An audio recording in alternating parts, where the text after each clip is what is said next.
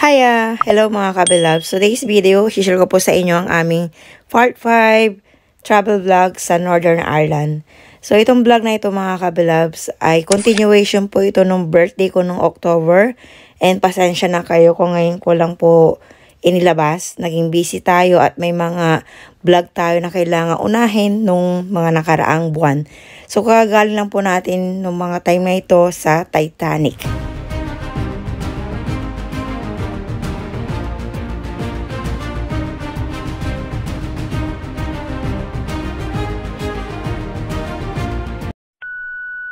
And yan, nandito po tayo ngayon sa Belfast and kakain tayo ng lunch. Dito namin napiling kumain sa isang Chinese restaurant. And kasi miss na namin ang kanin. Pagkasama ko yung mag-ama ko, kailangan may kanin lagi at kailangan heavy meal. So, ang itinerary po namin dito sa Belfast ay 2 nights and 3 days lang po kami. And ito yung pinaka last day na namin, pang 3rd day. Bago kami umalis, bumalik uli kami dito sa City Hall. Kung napanood nyo po yung day 1, nanggaling na po tayo dito, may picture na po tayo dito. Pero nung time na yon, hindi ko masyadong na-enjoy kasi may mga tao. So bumalik kami dito para magkaroon kami ng matinong family picture. Hindi siya ganun ka-crowded, pero hindi kasi nawawala ng tao dyan sa background. Kaya bumalik kami.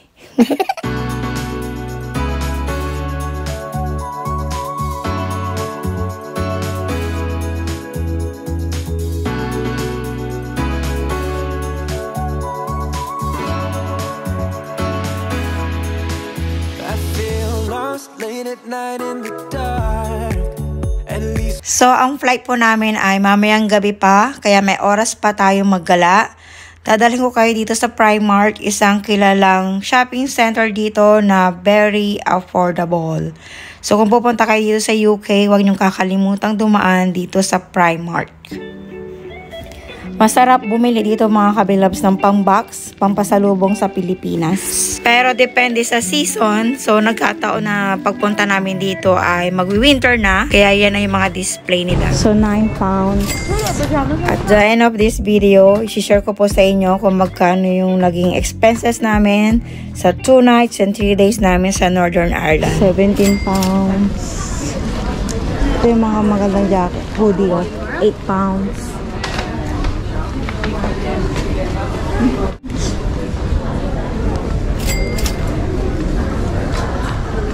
£7. So, kalat-kalat po ang Primark dito sa United Kingdom. Pero, meron lang Primark sa mga kilalang bayan. So, almost 1 hour yung biyahe ng pinakamalapit na Primark sa aming tinitirhan. Kaya, dito namin naisipang mamili na kasi nandito na kami. Gusto ko to, 19. Kung mapapansin nyo, hindi ganun karami ang tao dahil Monday po nung time na to, nung pumunta po kami. And alanganing oras, mga 1 PM. Ito ay 16.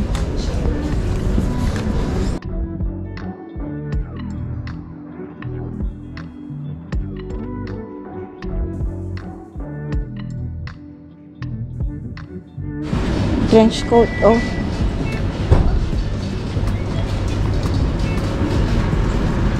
Ito yung akin, ah. 36.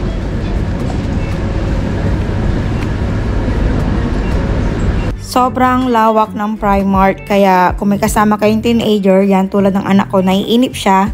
Kasi buong first and second floor para lang sa babae. And ang mga panglalaki nasa 3rd and 4th pa ata. Okay. So, ito na yung napamili natin. Hanapin lang po natin yung yung Big Ben. Yung orasan doon. Tapos titingin-tingin din tayo ng ng souvenirs.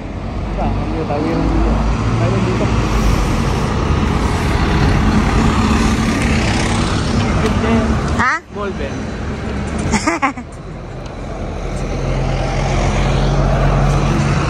Grabe yun dat na natin lahat. Hanggang taas.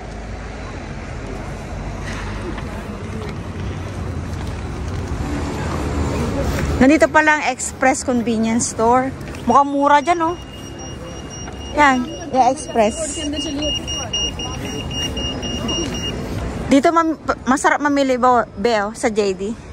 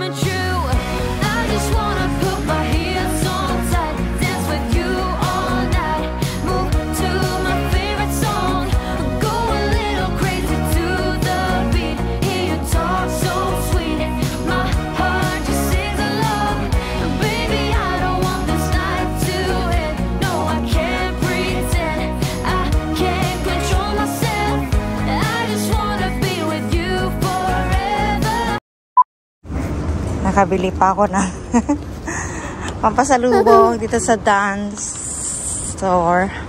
Maano daw dito eh, mura.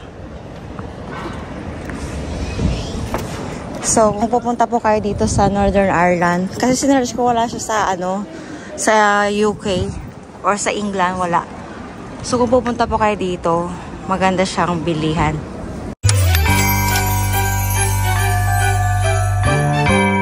Mura kasi siya. And for sure, yung nabili ko dito, wala akong katulad sa England. Always better value. Dance store.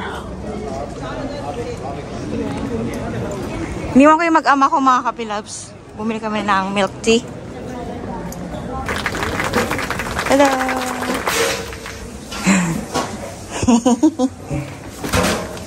Welcome back. Welcome back, nak. Okay, hello kabilab. So, nandito po kami sa isang souvenir shop.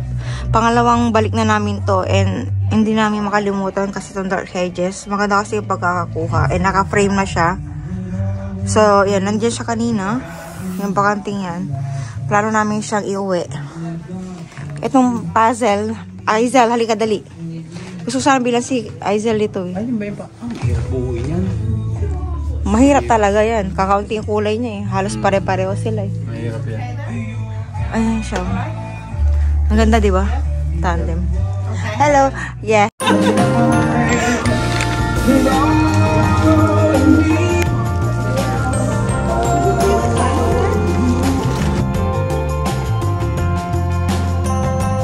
Kung nakikita niya na po sa sarili niya. Picturein ko po kayo.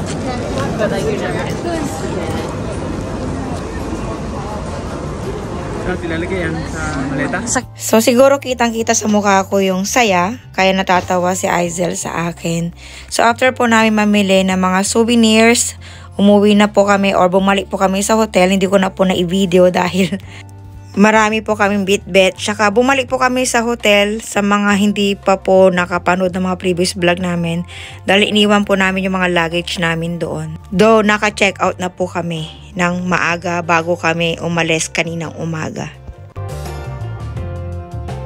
Okay, hello mga kabilabs. So, nakasakay na tayo ng bus. Nandito na tayo sa loob ng airport. Ayan. Hindi, pangal ko na ipapakita ko siya. Ang dami kasi nang bit-bit, kaya hindi na namin naipakita sa inyo masyado pagbaba ng bus.